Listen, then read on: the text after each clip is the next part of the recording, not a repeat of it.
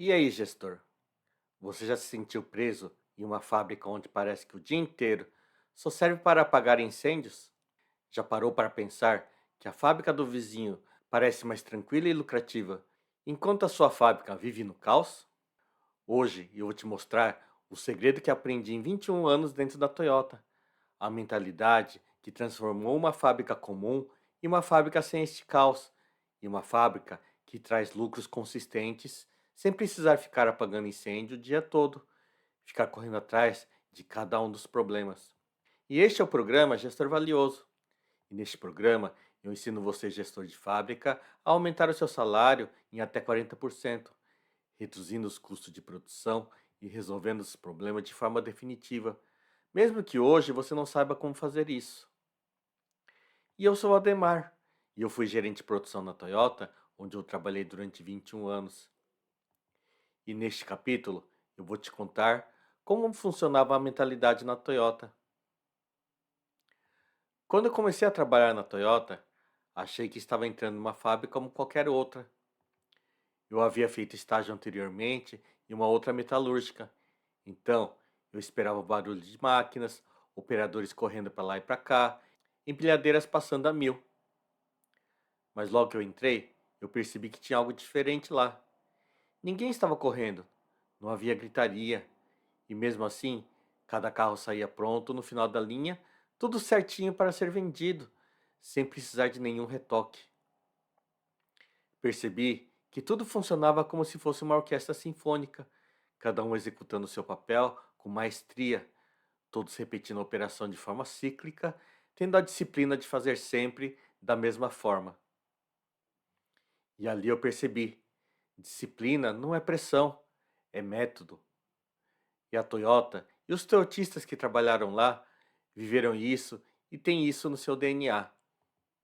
Um dia em 2024, enquanto eu trabalhava lá no departamento de qualidade da fábrica do Corolla, lá na cidade de Indaiatuba, um operador parou a linha porque viu uma pequena trinca em uma peça metálica que é soldada na carroceria. Em qualquer outra fábrica, um operador parar a linha seria inadmissível e seria motivo de bronca. Mas na Toyota, todo mundo pode parar a linha quando detecta um problema. Isso para deixar visível a anormalidade e para entender o que aconteceu e resolver o problema, mesmo de uma forma imediata. Analisamos e descobrimos que aquela trinca poderia comprometer a estrutura do carro e que, se ela fosse soldada na carroceria, não teria como recuperar a carroceria e a carroceria precisaria ser sucateada. E porque o operador teve a disciplina e a coragem para seguir o método da Toyota, a empresa evitou milhares de reais em prejuízo com centenas de carrocerias que poderiam ter sido sucateadas. O fornecedor de peças é fornecedor em qualquer outro lugar. Eles não são fornecedores exclusivos da Toyota. São os mesmos fornecedores que mandam peças para a maioria das montadoras do mercado. Então, o que torna a Toyota campeã em qualidade é esta mentalidade de seguir o método, de parar a linha caso alguma anormalidade seja detectada. Assim, a mentalidade da Toyota se baseia em alguns pilares. A primeira é enxergar todos os problemas não como problemas, mas como oportunidades de melhoria. Fazendo isso, temos uma mina de ouro que ainda não foi explorada.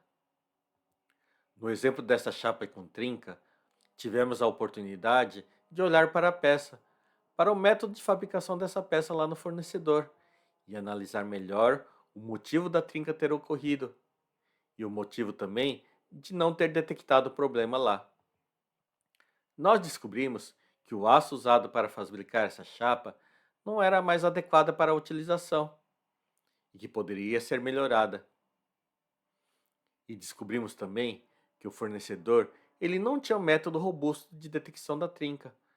A detecção era visual, feito por pessoas, sendo que existem no mercado métodos automáticos de detecção de trincas que são 100% eficazes e que, ao implementar, não melhoraria só para esta peça, mas para todas as peças que esse fornecedor produz na sua fábrica, tanto para a Toyota quanto para as outras montadoras.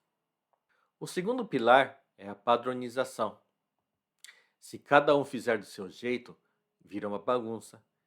Então, precisa criar padrões claros para que todos possam seguir e executar a sua operação da forma correta. É equivalente a uma partitura da orquestra sinfônica ou daquela banda. Imagine se cada músico que toca o seu instrumento quisesse tocar o tom que ele quisesse na hora que ele quisesse. Viraria uma bagunça, não é verdade? Se todo mundo segue o padrão, a fábrica flui. Se cada músico toca o seu instrumento no momento certo, no tom correto, isso se torna uma melodia. E o terceiro pilar é a disciplina.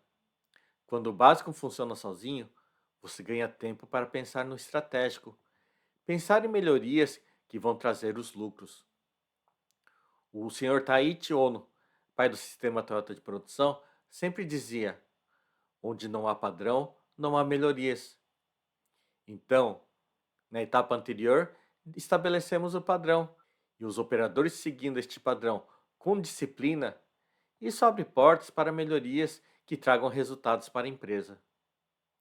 Nesta peça, nessa chapa trincada em questão, quando fomos no fornecedor verificar, descobrimos que a ocorrência da trinca não era uma ocorrência que aconteceu naquele momento. O fornecedor, ele já estava tendo problemas frequentes com a ocorrência de trincas. E só por acaso desta vez, o problema foi parar na Toyota e a gente detectou. Mas quanto fornecedor ele já teve que absorver de peças trincadas? Quanto ele perdeu em matéria-prima devido ao refúgio das trincas? Resolvendo este problema, mudando o material e instalando equipamento que detectasse as trincas automaticamente, conseguimos praticamente eliminar as trincas que ocorriam no processo de fabricação deste fornecedor e eliminamos as pessoas que ficavam verificando se havia ou não trinca na peça. O processo ficou mais simples, com menos perdas e, consequentemente, mais barato. E você também consegue implementar isso na sua empresa. Basta seguir os seguintes 4 passos. Primeiro passo: você e sua equipe devem começar criando os padrões claros para cada processo crítico. Isso para começar amanhã. Idealmente, todos os processos da sua empresa precisam ter padrões, mas aqui é onde eu vejo a maioria das empresas falharem inconscientemente. O padrão que a Toyota sempre busca é como se fosse aquele manual de montagem do armário que você comprou pela internet e que chegou na sua casa todo desmontado. Se você já montou um armário destes, quer dizer que aquele pedaço de papel teve sucesso em te passar todas as informações necessárias para você executar uma atividade que você nunca fez, sem que você tenha tido algum tipo de treinamento e sem que tenha alguém do seu lado para ficar te ensinando. E as instruções de trabalho da sua empresa, elas são assim? Na maioria das empresas que eu já visitei, enquanto eu trabalhava na qualidade da Toyota, a resposta é não. E todas as empresas autopartistas que fornecem para a Toyota possuem ao menos a ISO 9000 e, na maioria dos casos, a ISO TS 16949.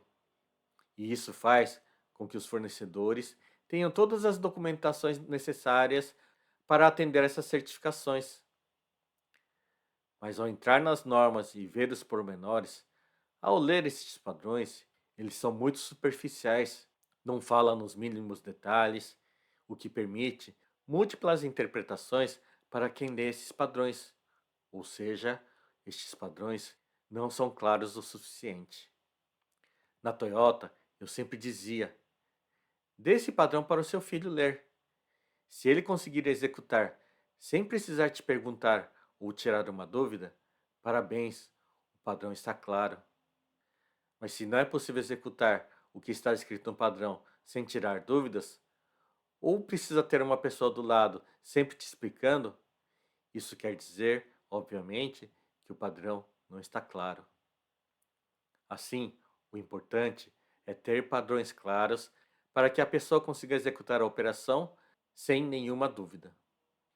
O segundo passo é dar permissão para a equipe parar quando encontrar o problema. Mas aqui, voltamos ao primeiro passo, o padrão. Precisa haver um padrão, regras definidas e níveis de permissão para parar a linha. Por exemplo, na Toyota, apesar de eu falar que o operador tinha a permissão de parar a linha, na prática, o padrão era um pouco mais elaborado. O operador por si só tinha a permissão de parar a linha imediatamente, só em caso de problemas sérios que causassem risco de segurança para os trabalhadores. Para os demais problemas, o operador chamava o líder, e era o líder que decidia parar ou não a linha. Porém, o botão que servia para chamar o líder, ele estava ligado a um CLP. O líder tinha até o fim do ciclo de trabalho daquela operação para aparecer e julgar a situação. Caso o líder não apareça até esse momento, a linha para automaticamente, priorizando não deixar o problema ir para frente. Você deve estar se perguntando, por que a Toyota julgou a necessidade do líder estar avaliando? Porque apesar de falarmos sobre padronização, é muito difícil padronizar tudo, 100% do que acontece na sua fábrica. Por exemplo, é fácil padronizar que não pode haver trincas. É fácil julgar se existe uma trinca ou não. Mas por outro lado, como eu padronizo a sensação de que a peça foi mais difícil de montar? Os operadores da Toyota são instruídos para levantar tudo de diferente e cabe ao líder avaliar essas diferenças. E por isso, o operador não para imediatamente a linha. E o terceiro passo é colocar a disciplina em uma posição de amiga, não vê-la como vilã. Na nossa cultura, não estamos acostumados com a disciplina. A minha mãe, desde quando eu era criança, me falava para arrumar a cama. Mas me pergunte se hoje eu faço isso. É claro que não, nunca fiz isso. Só quando a minha mãe me cobrava. E aí, o operador entra em uma empresa onde ela precisa repetir só os movimentos definidos. E ficar só repetindo os movimentos, o operador se cansa, ele deixa de perceber o valor por trás do que ele está fazendo. Assim, é importante comunicar a importância da disciplina, comunicar a importância do que ele está gerando com aquela operação, comunicar a importância dele parar a linha toda vez que ele detecta algo fora daquele padrão e o impacto que isso pode causar caso não seja obedecido. E também comunicar o impacto positivo, a melhoria que foi possível graças a ele ter decidido parar a linha. Só assim a gente tira esse estigma da disciplina ser algo maçante para vender ela como uma atividade boa. E também garanta a disciplina. Defina indicadores de disciplina. O líder acompanhando o processo, comparando o padrão versus o real, para ver o quanto o padrão está realmente sendo seguido. Existem várias ferramentas utilizadas pela Toyota para fazer esse acompanhamento, que eu estarei explicando em uma outra oportunidade. Mas se a disciplina não é monitorada, ela se perde e todo este castelo construído, ela desmorona. Então, é de extrema importância o monitoramento da disciplina. E esta é a mentalidade da Toyota, uma disciplina que liberta, padrões que trazem lucros e equipe que consegue focar mais nas melhorias do que nos problemas. Se você quer transformar a sua fábrica e parar de apagar incêndio todos os dias, comece aplicando isso amanhã. Foi assim que a gente transformou fábricas comuns em máquinas de lucro, e você pode fazer isso também. Me siga ou se inscreva no meu canal para mais vídeos como este. Um forte abraço e até o próximo capítulo.